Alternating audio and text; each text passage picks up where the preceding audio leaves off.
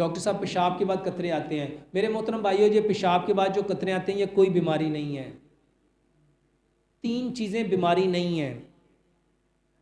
نبی صلی اللہ علیہ وآلہ وسلم نے فرمایا ایک منی ہے، ایک منی ہے جو احتلام کے ساتھ آتی ہے، ایک مزی ہے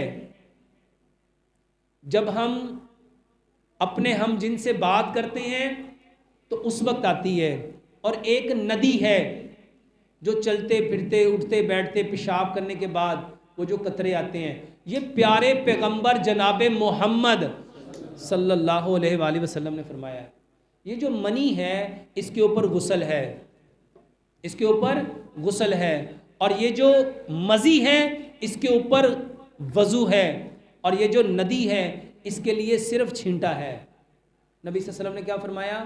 جب آپ وضو کر لو، پانی میں اپنے ہاتھ میں چلو پانی لو اور چھینٹا مارو، پانی لو اور چھینٹا مارو۔ میرے محترم بھائیو یہ بیماری نہیں ہے۔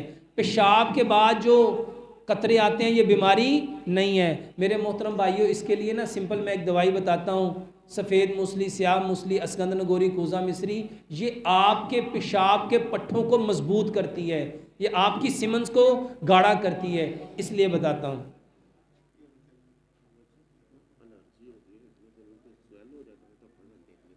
یہ بھی میں نے بتایا ہے، یہ چیزیں بنا کے اس کو استعمال کراؤں۔ چلو وہ دیکھ لیتے ہیں۔ سبحانک اللہم و بحمدک اشہد ان لا الہ الا انت استغفرک و اتوب